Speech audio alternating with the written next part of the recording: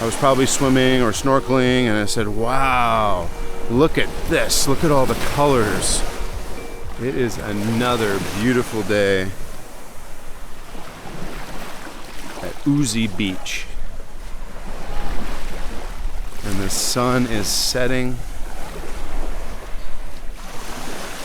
Just came back from some snorkeling, and I did bring the camera with me in the water. So I'll be sure to share with you guys some of the footage that we have just right here, what you might call the house reef. The house reef behind me is like an aquarium. I know, you're probably thinking I'm exaggerating, but it's really, really nice. Today's video is about my love for the ocean and how I came to love the ocean here in the Philippines.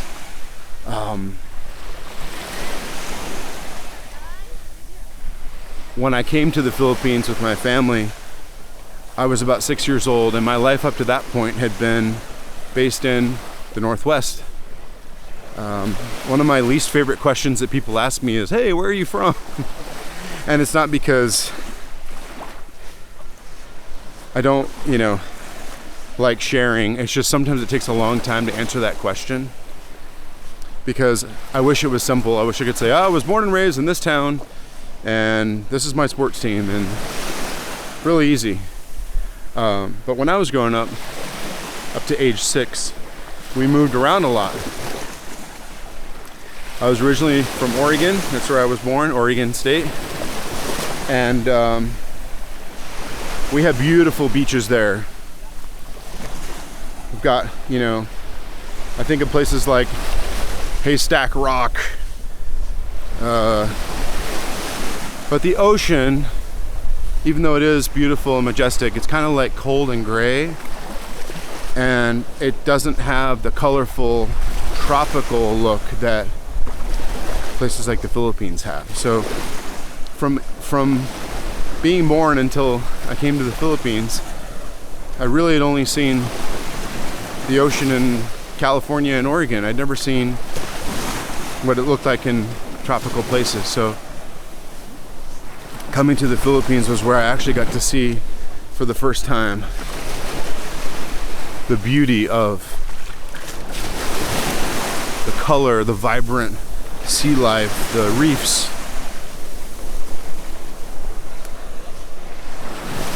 I might have seen it in movies, or TV shows, but it wasn't until I actually got to like a beach resort in Batangas that I actually experienced it for the first time. And I was probably swimming or snorkeling, and I said, wow, look at this, look at all the colors.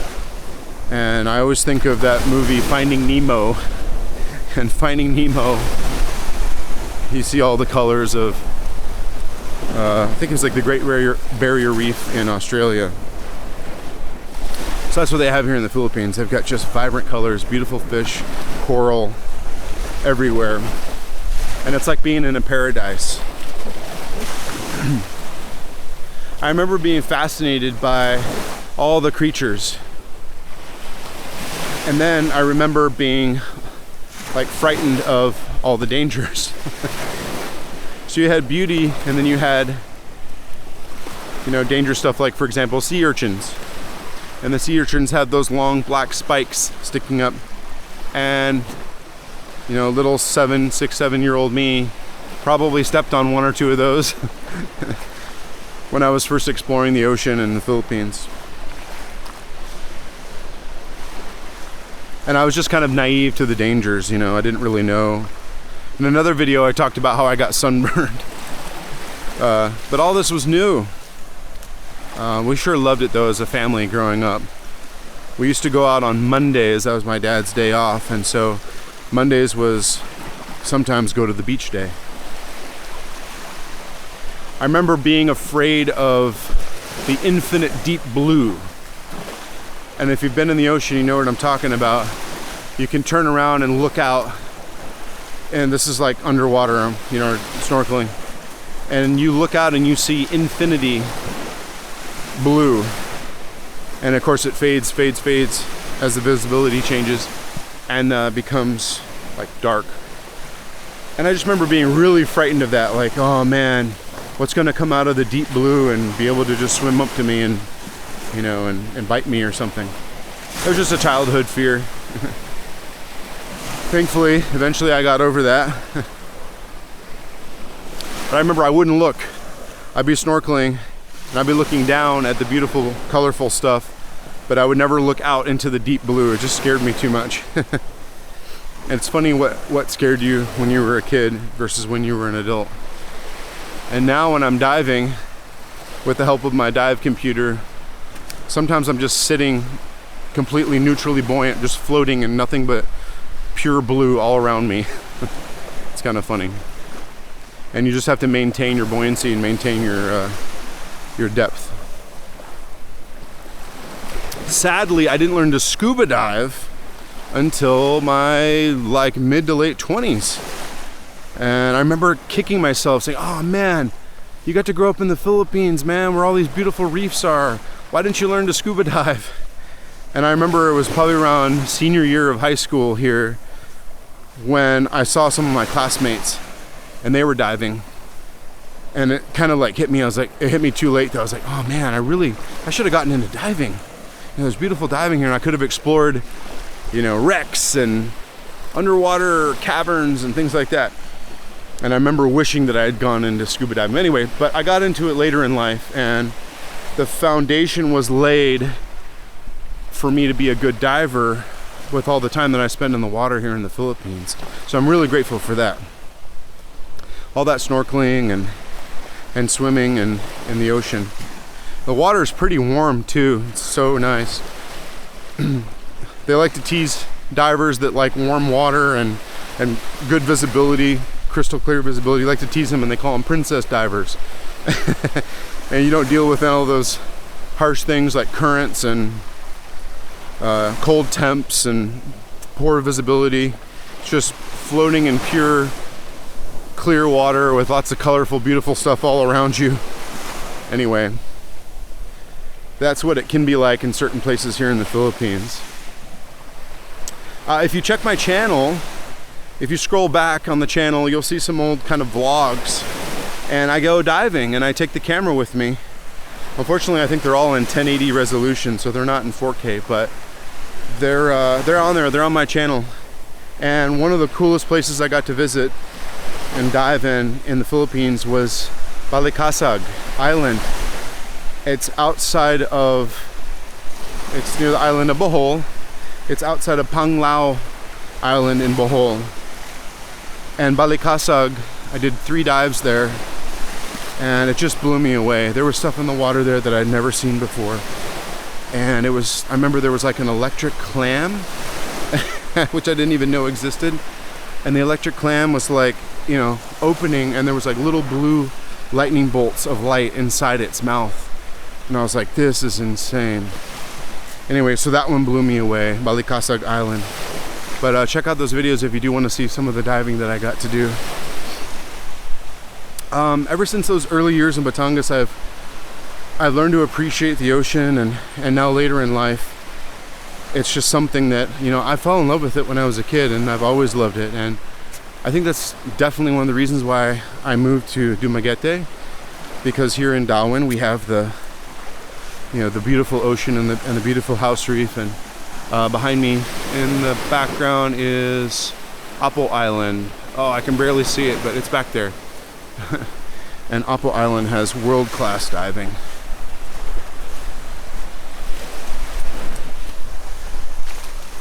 Another thing I really appreciate about living here is that the Filipinos protect the ocean here. Especially places where there's like a marine sanctuary, like Apo Island.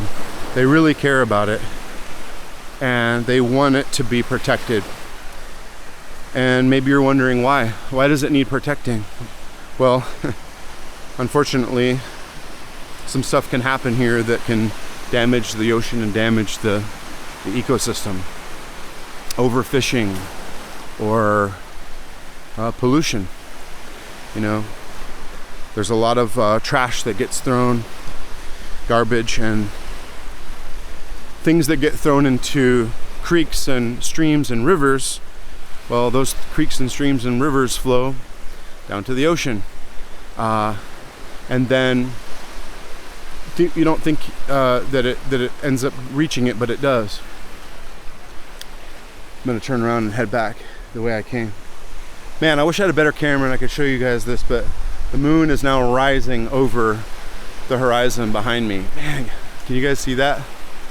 Oh, I wish you can. So we got Apple Island over here, and then we got the moon rising right there. It's so beautiful. Very, very lucky to be here.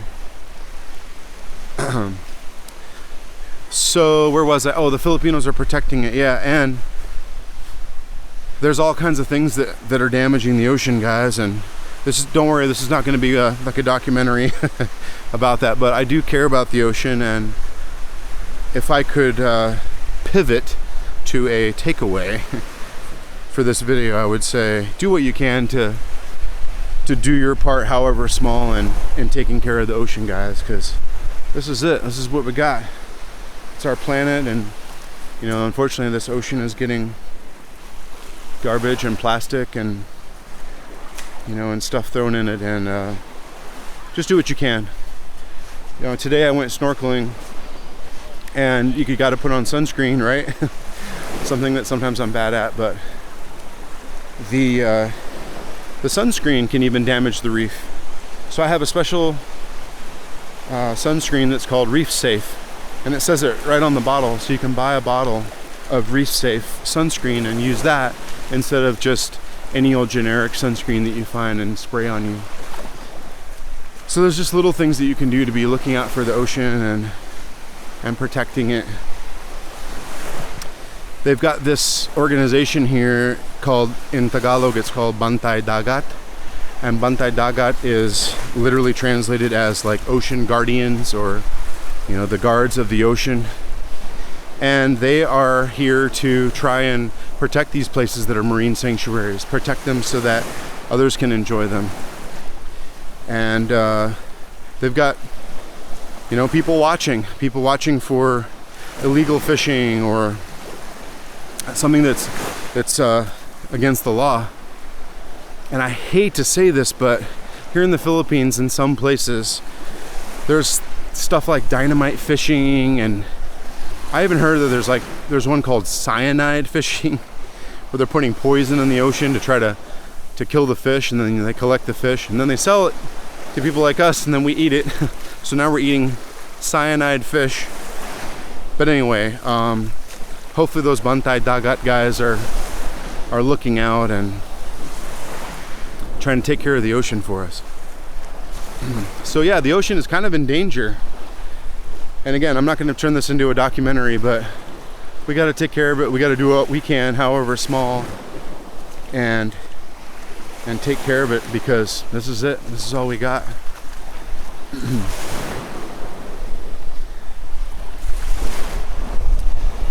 All right, leave a comment below if you have a favorite place to visit that's the ocean.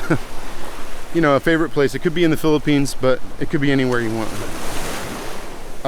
What's your favorite, you know, seaside resort or beach, or place to swim, place to go snorkeling? I've got, you know, the chance to swim and snorkel in some really cool places in the States. You know, down in Florida, there's a lot of beautiful places. I got to go to the Bahamas, Jamaica, and of course many places here in the Philippines, especially starting in Batangas. But I would love to hear in the comment section some of your favorite places. Where do you like to go to appreciate the ocean? All right, guys, that's probably gonna do it for this video. Isn't Uzi Beach beautiful? It's been really fun coming here, and actually today we came with some friends, and we even brought our pet cat Higgy. So Higgy came with us to the beach, and we just had a blast, you know. Had some food, had a few drinks, went swimming. And seeing this sunset behind me and now the moon rise in front of me just makes me so grateful, guys. I'm so thankful that I can be here. All right, I'm gonna wrap it up there. Hopefully you're thinking about the ocean and thinking about protecting it and enjoying it. I will definitely share some footage from the snorkeling that I did today so you guys can see what I got to see. And this is what we just call the house reef or the resort, you know, it's just right out there. You don't have to get in a boat and go find it. It's just right there. Lots of beautiful, colorful stuff. All right, guys, I'll leave it there. Thank you as always for watching. These videos have been a lot of fun to make. Give it a like.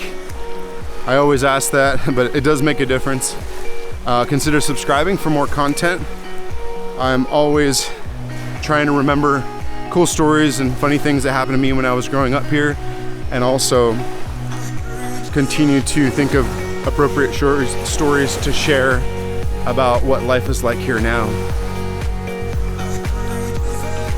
What it's like being kind of semi-retired here now. So I'll leave it there. Thanks for the like. Consider subscribing. And I will leave it at that and say mabuhay, guys. All right, enough of me, more ocean.